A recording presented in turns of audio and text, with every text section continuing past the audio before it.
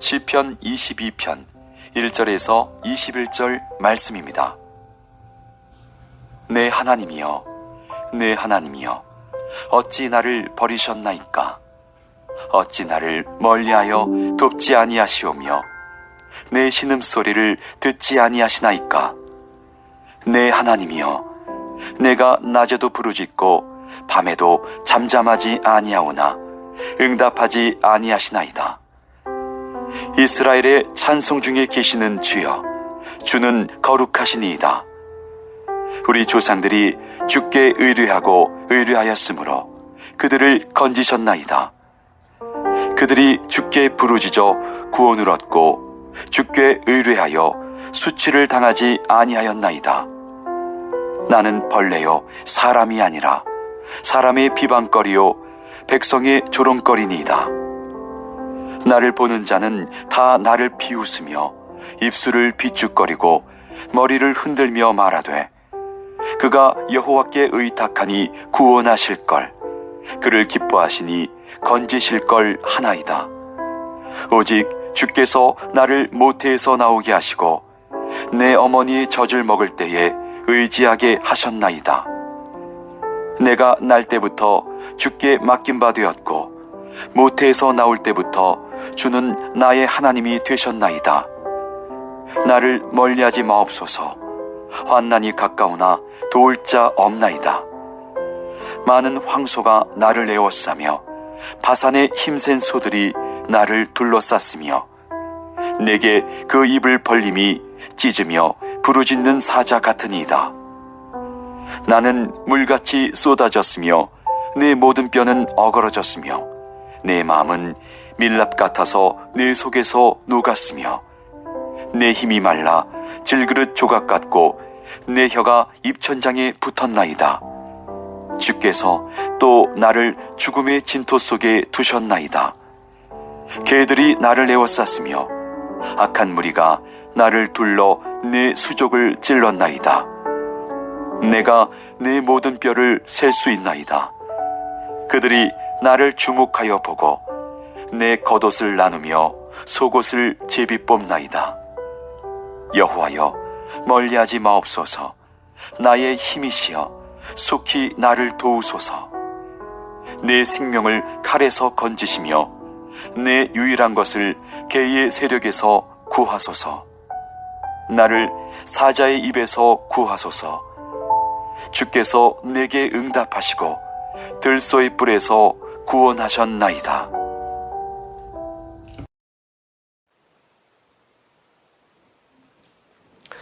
시편 22편의 저자는 다윗입니다. 근데 다윗이 이것을 쓴 것을 우리가 생각을 하면서 읽다 보면요, 고개를 우리가 갸우뚱하게 되는 것 같아요. 그러면서 궁금합니다. 다윗이 언제 이런 일을 당했었는가? 이 말씀을 읽다 보면은 사형수의 이야기 같습니다. 누가 지금 사형을 좀 당하고 있는 상황에 있는데 지금 그런 상황이 있는데 언제 다윗이 그런 일을 당했었는가 우리가 궁금하게 되는데요. 우리가 사도행전 2장 30절을 보면은 우리가 기억하는 것이 있습니다.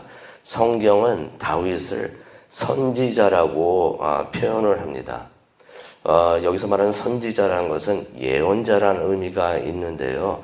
예언자는 무슨 의미가 있습니까? 미래의 일을, 앞으로 일어날 일을, 아직 일어나지 않은 일을 말하는 사람인 것을 우리가 알고 있습니다. 다윗이 여기서 특히 예수님께서 음부에 버려지지 않고 부활하시는 것을 예언하셨다 하는 것이 사도행전 2장 30절에 나온 것입니다. 그렇다면 오늘 말씀이 다윗이 자신의 이야기를 한 것이 아니라 예수 그리스도, 앞으로 오실 예수 그리스도에 관해서 전한 예언의 말씀이 되는 것입니다. 하나님께서 다윗을 통하여 앞에 일어나실 일을 예언하신 것을 우리가 알 수가 있는데, 메시아께서 고난을 받으실 것을 예언한 것을 우리가 알 수가 있습니다. 그래서 오늘 말씀을 보면서 우리가 예수님을 기억하기를 원합니다. 예수님께서 겪으신 그 고통, 그 고난, 어떤 부분은 신약 성경에 나오지 않는 부분을 설명을 해주고 있어요.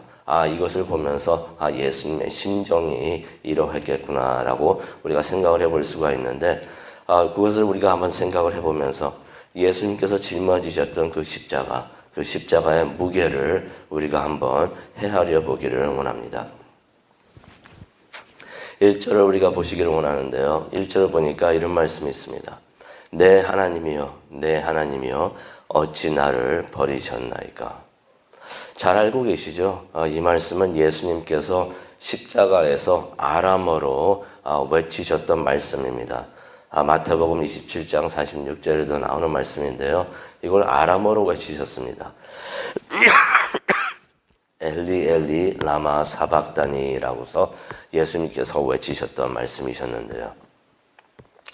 예수님께서는 성부 하나님을 부르실 때 하나님이라고 부르신 적이 없어요. 그래서 요한복음 3장 16절도 보면은 많은 사람들이 오해를 해가지고 하나님이 세상을 이처럼 사랑하사 이게 예수님께서 하신 말씀이라고 생각하는데 예수님께서 하신 말씀이 아닙니다. 그는 요한이 예수님께서 하신 말씀을 인용을 해가지고 이제 적은 거가 되겠는데, 예수님께서는 성부 하나님을 하나님이라고 부르신 적이 없어요. 항상 아버지라고 예수님께서는 항상 부르셨습니다.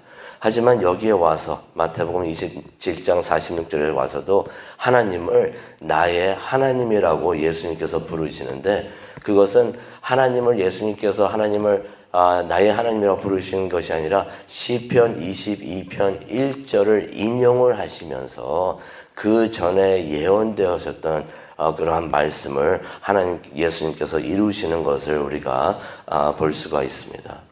근데 여기서 예수님께서 이런 말씀하십니다. 내 하나님이여, 내 하나님이여, 어찌 나를 버리셨나이까. 예수님과 하나님은 삼위일체 하나님이십니다. 항상 함께 하신다는 것이에요. 떨어지지 않으신다는 것입니다. 그런데 어떻게 성부 하나님께서 성자 하나님을 버리셨다고 예수님께서 말을 하십니까? 이게 도대체 무슨 말일까요? 여기서 굉장히 중요한 점을 우리가 신학적인 부분을 우리가 보게 되는데요. 예수님께서 십자가에 달려 죽으실 때 세상의 모든 죄를 다 짊어지시고 죽으셨습니다. 그 죄 가운데는 우리의 죄, 나의 죄도 예수님께서 다 짊어지고 죽으셨던 것이에요. 그래서 고린도후서 5장 21절에 보면은 이런 말씀이 있죠. 예수님께서 세상의 모든 죄가 되셨다. 세상의 모든 죄가 되셔가지고 죄에 대한 벌을 예수님께서 받으셨다는 것입니다. 예수님께서 내 하나님이여, 내 하나님이여, 어찌 나를 버리셨나이까. 이 순간에 하나님께서 예수님을 버리셨다는 것입니다. 무엇을 의미합니까? 예수님께서 이 말씀을 외치시는 바로 그 순간 예수님께서 세상의 모든 그 험하고 더러운 죄가 되셨다는 것이에요. 어느 한순간에 예수님께서 세상의 모든 죄가 되셨는데 어느 순간에 그것이 이루어졌는가? 예수님께서 이렇게 외치실 때 어찌하여 나를 버리셨나이까?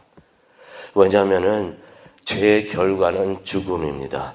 예수님께서 죽음의 순간을 맞이하시면서 죄의 의미를 겪고 계셨고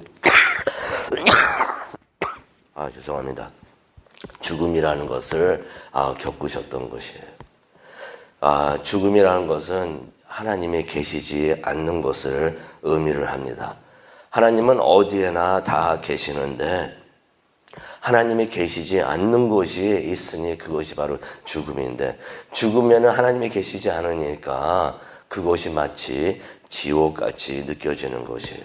그래서 나중에 마지막 심판하실 때 사망도 죽음도 지옥불에 던져지는 것을 우리가 요한계시록을 통해서 보게 됩니다.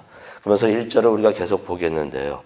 어찌 나를 멀리하여 돕지 않으며 내 신음소리를 듣지 않으시나요? 이건 예수님께서 죽으시면서 하신 말씀은 아닙니다. 하지만 예수님의 심정을 잘 나타내고 있는 말씀인 것을 우리가 깨달을 수가 있는데요. 예수님께서 하나님과 떨어짐을 체험하시면서 하나님과의 소통과 교통이 단절되는 것을 예수님께서 체험을 하셨던 것이에요. 그래서 예수님께서 2절에 이런 말씀하십니다. 내 하나님이여, 내가 낮에도 부르짖고 밖에도 잠잠하지 아니하오니 응답하지 아니하시나이다. 예수님하고 하나님은 삼위일체셔서 항상 함께 하시고 항상 교통이 있으시는데 하나님과의 관계가 끊어지는 바로 그 순간에 얼마나 답답하셨으면 내가 부르짖고 내가 하나님을 찾아도 하나님은 응답하지 아니하십니다. 라고 그러한 말씀이 기록되어 있습니다. 예수님의 그 안타까운 심정을 잘 나타내는 말씀이라는 것을 우리가 깨닫게 됩니다. 그러면서 3절에 보니까 이런 말씀이 있죠. 이스라엘 찬송 중에 계시는 주여, 주는 거룩하시니이다. 하나님은 찬송 가운데 계시는 줄로 믿습니다. 하나님은 예배 가운데 계시는 줄로 믿습니다. 우리가 예수님의 이름으로 기도하고 찬양을 드리고 또 하나님을 예배할 때 하나님께서 그 가운데 계시고 임재하시는 줄로 믿습니다. 우리가 그것을 체험을 하고 느낄 때 이것이 하나님의 은혜이구나라는 것을 우리가 깨닫게 되는데요. 두려운 것이 있습니다. 예배를 하는데 하나님의 임재를 느끼지를 못해요. 찬양을 하는데 기도를 하는데 하나님께서 함께 하시는 것을 느끼지 못할 때가 있습니다. 이것이 바로 우리가 무척이나 두려워해야 되는 것이 아닌가 생각을 해봅니다. 그러면서 6절을 보니까 사람들이 십자가에 달리신 예수님을 비방하고 조롱할 것이다 라는 내용이 있습니다. 우리가 예수님이 돌아가실 때 그 장면을 우리가 기억을 하잖아요. 사중복음을 통해서 우리가 기억을 하는데 맞습니다. 이것도 다 예언이 됐던 것입니다. 6절 보니까 비방하고 조롱한다. 나는 벌레요 사람이 아니라 사람의 비방거리요 백성의 조롱거리라 라고 말씀하고 계시는데 사람들이 예수님을 조롱하고 비방하는 것을 그것이 예언된 것을 볼 수가 있습니다. 7절에도 보니까 예수님을 비웃고 예수님 앞에서 머리를 흔들면서 빈정거렸다는 것입니다. 뭐라고 빈정거렸습니까? 하나님을 의지하니 하나님이 너를 건져주실 것이다 라고 말을 하면서 빈정거린다는 것입니다. 이 말씀도 솔직히 마태복음 27장 43절에 보면은 종교 지도자들, 다른 사람들도 아니에요. 교회 지도자들, 종교 지도자들이 예수님에게 빈정거리면서 던졌던 말이 되는 것입니다. 그들이 그때 알았는지는 모르지만은 그들의 죄 또한 이미 예언되었던 것을 우리가 오늘 말씀을 통해서 보게 됩니다. 그리고 12절과 13절을 가기로 원하는데요. 사람들이 예수님에게 황소같이 사자같이 덤비고 공격을 했다라는 말씀이 있습니다. 이 말씀을 보면서 생각을 해봅니다. 예수님을 조롱하고 있었던 사람들의 얼굴 모습을 볼 수가 있는 것 같아요. 그들의 얼굴의 모습이 황소 같고 달려드는 황소 같고 울부짖는 그러한 사자와 같은 얼굴을 가지고 있으면서 예수님을 조롱하고 예수님을 공격하고 있었겠구나 하는 생각을 해봅니다. 그러면서 14절을 봅니다. 나는 물같이 쏟아졌으며 내 마음은 내 속에서 녹았다라는 말씀이 있습니다. 여기서 예수님의 모습을 보게 되는 것 같아요. 예수님의 몸이 찔리고 찢어져서 피가 쏟아져 나오고 또 물까지 쏟아져 나왔다는 것이에요. 나는 물같이 쏟아졌으며 내 마음은 내 속에서 녹았다. 그때 예수님의 마음이 어떠했는지 사중복음에는 나와 있지 않지만은 이 시편 22편에 예수님의 마음이 어떠했었는가 우리가 깨달을 수가 있는데 예수님께서 고통 속에 괴로워하시면서 또 마음속에 괴로워하시면서 그 예수님의 마음이 무너져 내렸던 것을 오늘 14절 말씀을 통해서 우리가 보게 됩니다. 그리고 15절을 보니까 내 힘이 말라 질그릇 조각 같고 내 혀가 입천장에 붙었나이다. 예수님께서 목이 마르다 하셔가지고 쓴 포도주로 입술을 젖히셨는데 그때 그 상황, 예수님의 상황이 이러했다는 것입니다. 예수님의 힘이 말라서 질그릇 조각 같았고 예수님의 혀가 말라가지고 입천장에 붙었다라고 하는 말씀이 있습니다. 이런 사람들이 있어요. 신학자들 가운데서는 예수님께서 하나님이셨기 때문에 인간이셨기도 했지만 하나님이셨기 때문에 십자가 위에서 죽으셨지만은 고통은 받지 않으셨다. 인간이 겪을 수 있는 고난과 고통은 받지 않았다라고 해서 잘못된 신학을 가지고 있는 신학자들도 있습니다. 또 그렇게 주장하는 사람들이 있어요. 그런데 15절에 있는 말씀을 보면서도 우리가 깨닫게 되죠. 예수님께서 죽음을 맞이하면서 예수님의 힘이 다 하셨던 것을 우리가 이 말씀을 통해서 봅니다. 18절을 보니까 로마 군인들이 예수님의 옷을 제비 뽑아가지고 나누는 것, 이것도 예언이 됐던 말씀이구나 라는 것을 우리가 보게 됩니다. 그러면서 우리가 누가복음 23장 46절에 보게 되면 예수님께서 마지막 숨을 거두시면서 예수님께서 하신 말씀이 계시죠. 내 영혼을 아버지의 손에 맡깁니다. 마지막으로 그 말씀을 하시면서 예수님께서 숨을 거두셨는데 그때 예수님의 마음, 내 영혼을 아버지의 손에 맡깁니다 라고서 하나님을 다시 한번 아버지라고 부르면서 아버지 손에 맡깁니다 라고서 말씀을 하셨는데 그 마음에, 그 기도의 마음이 어떠했는가? 그 예수님의 마음이 바로 시편 22편 19절에서 21절에 나오는 말씀이 아닌가 생각을 해봅니다. 나의 힘이시여 속히 나를 도우소서. 나를 사자의 입에서 구하소서. 주께서 내게 응답하소서. 예수님께서 예수님의 영혼을 하나님 손에 맡기시면서 죽음 속으로 들어가시는 것을 우리가 보게 됩니다. 예수님께서 부활하신 것, 이것은 성경에서 어떻게 표현하고 있냐면요. 예수님께서 스스로 나왔다고 표현하지 않아요. 어떻게 표현이 되어 있냐면요. 죽음에 계시는 예수님을 하나님께서 건져 주셨다라는 말씀이 있습니다. 그래서 항상 예수님의 부활은 예수님께서 부활하신 일으키심을 받으셨다라고서 표현하고 있는데 예수님은 바로 그것을 바라면서 소원하면서 예수님은 마지막 숨을 거두시고 이러한 기도를 하셨다는 것을 우리가 보게 됩니다. 오늘 말씀을 생각하시면서 기도하는 시간을 갖기를 원하는데요.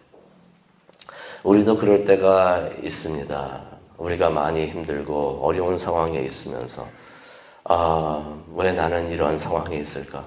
하나님까지도 나를 버리셨구나.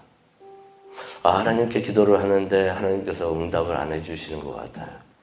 그래서 하나님께서 나를 버리셨구나 라고 생각이 들 때도 있는데 우리가 예수님의 모습을 생각을 하기를 원합니다. 기억하기를 원합니다. 그리고 예수님께서 우리를 위해서 우리를 너무나 사랑하셨기 때문에 우리가 죽지 않게 하시려고 우리를 대신해서 그 고통과 고난을 겪으셨고 우리를 구원하셨구나. 그만큼 예수님께서 나를 사랑하시는데 나와 함께 하시고 나를 위해 은혜를 주신 거구나 하는 것을 우리가 깨닫기를 원합니다. 그리고 24절에 보면은 하나님께서 예수님께서 그렇게 올려드리신 기도를 들어서 응답하신 것을 우리가 볼 수가 있어요. 그래서 예수님께서 하나님께서는 기도를 응답하셨다. 하나님께서는 우리의 기도를 듣고 계시고 절대로 우리를 버리지 않으시고 우리의 기도를 응답해 주실 줄로 믿습니다. 그래서 아무리 힘들어도 하나님이 나를 버렸다고 생각되는 그 순간에도 하나님을 바라보면서 예수님이 하신 것 같이 하나님을 바라보면서 하나님께 기도하는 우리 모두가 되기를 소원합니다.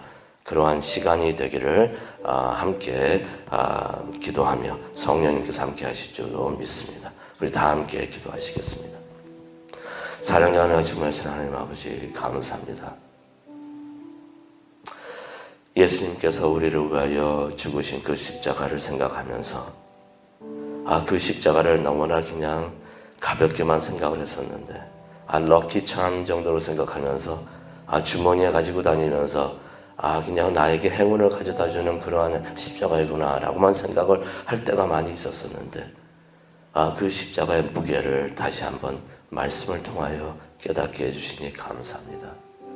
하나님의 사랑, 예수님의 사랑, 나를 향한 예수님의 사랑을 깨닫고 힘들어도 소망을 버리지 않고 포기하지 않고 하나님을 바라보고 소원을 찾는 우리 모두가 될 수 있도록 은혜 내려 주시옵소서. 우리의 모든 기도가 하나님께 올라가고 하나님께서 응답해 주시는 것을 깨닫고 이 시간에도 기도하기를 원합니다. 함께 하여 주시고 은혜 내려 주시옵소서. 예수님의 이름으로 기도합니다. 아멘.